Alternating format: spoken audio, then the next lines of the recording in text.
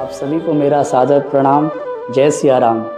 बंदों गुरुपद कंज कृपा सिंधु नर रूप हरि महामोह तम पुंज जासु बचन रवि करने कर। सदगुरु भगवान की कृपा के बिना भगवत प्राप्ति तो दूर भगवत चर्चा भी संभव नहीं है। गुरुदेव अपनी कृपा रूपी नौका में साधक को वैसे ही उठा लेते हैं जैसे हवा सहजता में तिनके को उड़ा ले जाती है। ऐसे ही सदगुरु परम पूज्य प्रातः स्मरणीय श्री हरिशंकर गंगेली जी महाराज, जिनकी कृपा से राम नाम महाराज जी ने गुरु मंत्र प्राप्त किया। आशा करता हूँ भाग 1 में आप सभी को आनंद आया होगा। समय है भाग 2 का, जिसमें हम श्री भगवान के आगमन की कथा सुनेंगे। साथ ही देखेंगे जब भक्त अपनी भक्ति में अग्रसर होता है तब उसके जीवन में अनेक कठिनाइयाँ आती हैं। उन्हीं कठिनाइयों में से एक है जब आपके आसपास के लोग भक्त की भक्ति का गलत अर्थ निकालते हैं और भक्त की निंदा करते हैं। आगे के प्रस्तुत दृश्य में हम इसी सत्य घटना का दर्शन करेंगे। जय सिया राम।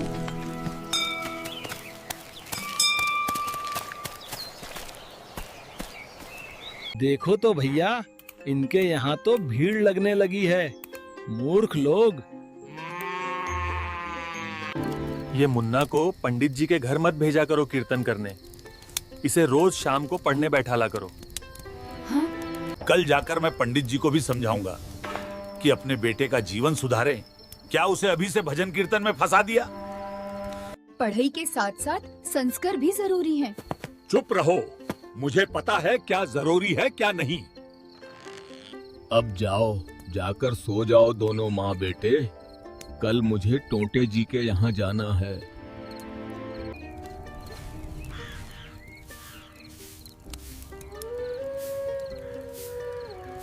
और होशियार चंद जी कहाँ जा रहे हैं?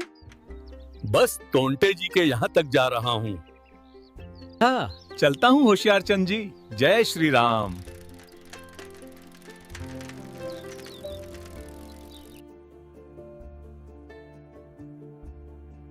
और पंडित जी, क्या चल रहा है? आपका बेटा कैसा है?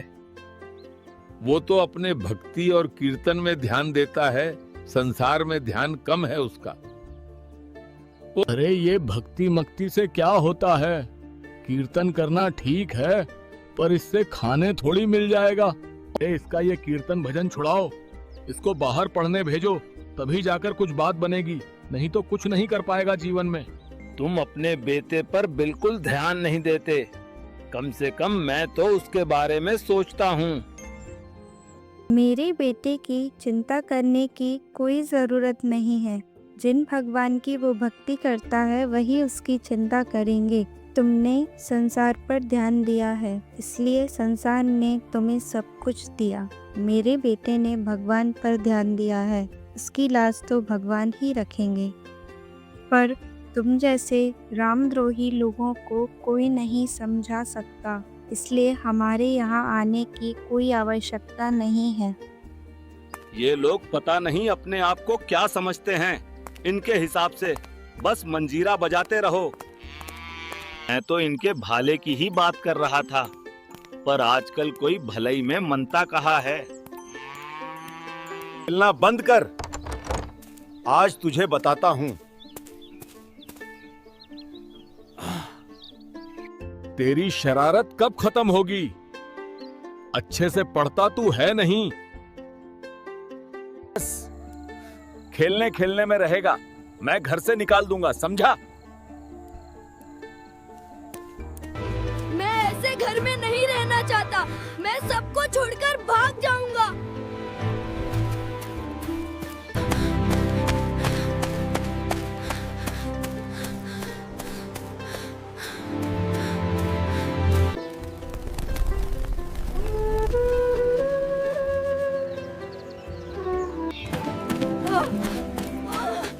किसी ने मेरे मुन्ना को देखा? क्या हुआ? मुन्ना नहीं मिल रहा है। 1 घंटे से ढूंढ रही हूँ। तुमने हर जगह ठीक से देखा?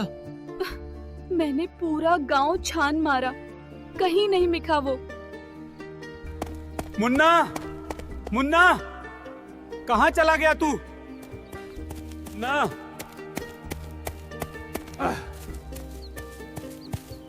मुन्ना, मुन्ना।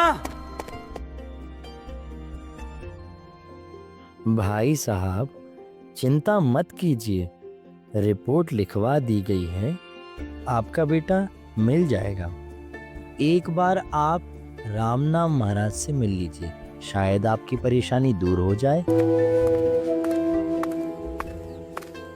पंडित जी, मेरा बेटा गुम गया है, कृपया मेरी मदद कीजिए। महाराज जी, आप पर तो भगवान की बहुत कृपा है, कृपया जैसे भी करें मेरे बेटे का पता बताइए। मैंने भगवान के नाम संकीर्तन की बुराई की, इसलिए मेरे साथ ऐसा हुआ। नहीं, ऐसा नहीं है। भगवान के नाम का स्वभाव सिर्फ और सिर्फ कल्याणकारी है। नाम गंगा के स्वभाव का है। यह आपके आंतरिक मैल को धोकर साफ कर देता है। सुरक्षा में नाम सुदर्शन के समान है।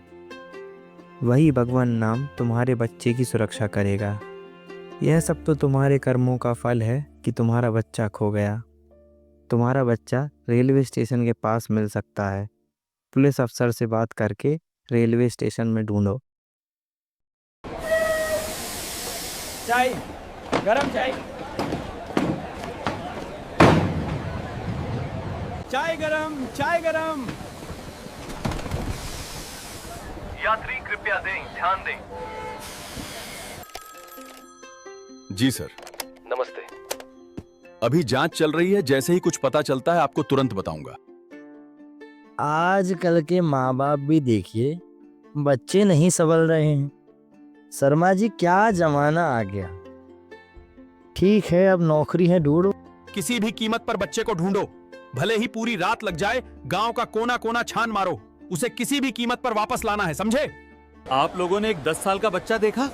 हरे कपड़ों में था। ये देखिए, यही बच्चा।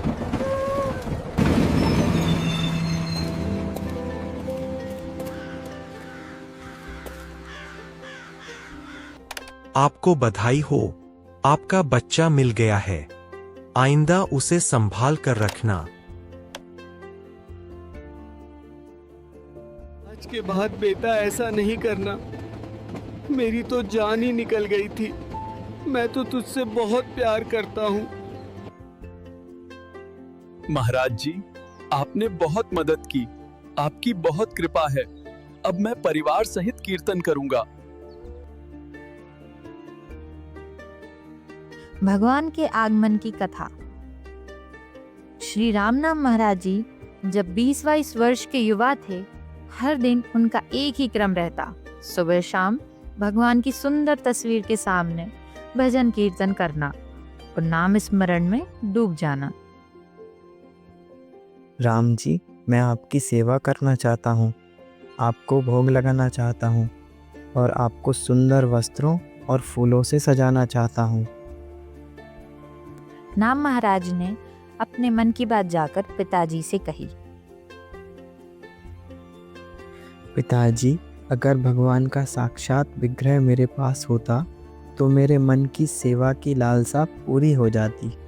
चित्र के सामने यह सब संभव नहीं। बेटा, भगवान की सेवा इतनी सरल नहीं। ये भक्ति के साथ साथ जिम्मेदारी का भी काम है। तुम्हारी उम्र अभी छोटी है, सेवा के लिए तन, मन और धन से समर्पित होना पड़ता है। बेटा, जैसे माँ अपने बच्चे से बंध जाती है, वैसे ही सेवक को भगवान से बंधना पड़ता है। पिताजी की बात सुनकर नाम महाराज को मन ही मन बड़ा दुख हुआ।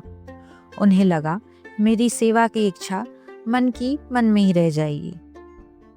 फिर नाम महाराज ने प्रेम पूर्वक भगवान को चिट्ठी लिखी, जिसमें उन्होंने अपने मन की भावना भगवान को व्यक्त की और वह चिट्ठी ले जाकर माताजी को दे दी और कहा, माँ, आप यह चिट्ठी अयोध्या ले जाइए। माताजी ने चिट्ठी गंभीरता से पढ़ी और बोली, अवश्य ही तुम्हारी ये चिट्ठी अयोध्या तक ले जाऊंगी और विनती भी करूंगी। तुम्हारे राम काज के सब मनोरथ पूर्ण हों। माताजी और पिताजी ने अयोध्या की ओर प्रस्थान किया। सफर करते हुए बहुत शुभ संकेत प्रकट हुए थे। अयोध्या के दर्शक भवन में माताजी ने वह चिट्ठी पहुंचाई और भगवान से खूब विनती भी की कि वे उनके बेटे का संदेश स्वीकार करें और उनकी इच्छा पूरी करें।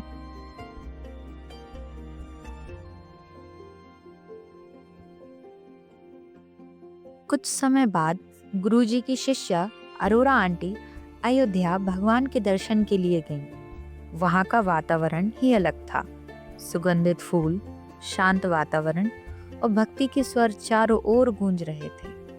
वहीं उन्हें एक संत मिले जो राम दरबार एक सुंदर सजीव और सुव्यवस्थित पेटी में लिए हुए थे। बेटी, ये राम दरबार अपने गुरुजी तक पहुंचा दो।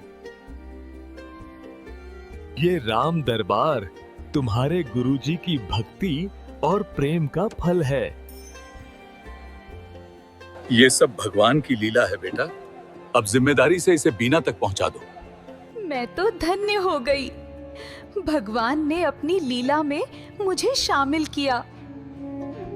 हे गुरुदेव, मैं आपको शत शत नमन करती हूँ।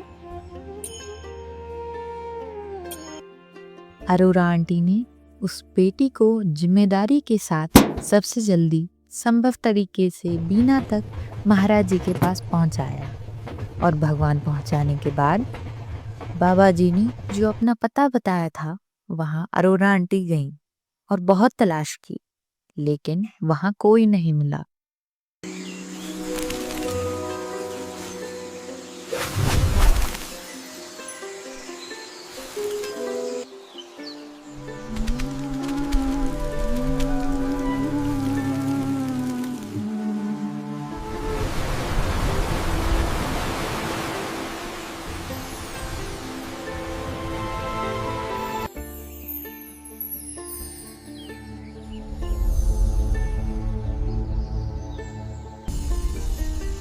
राम राम।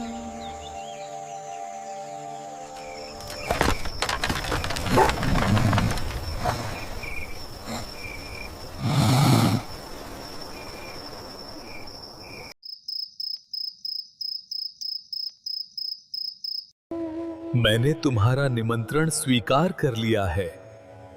मैं आ रहा हूं।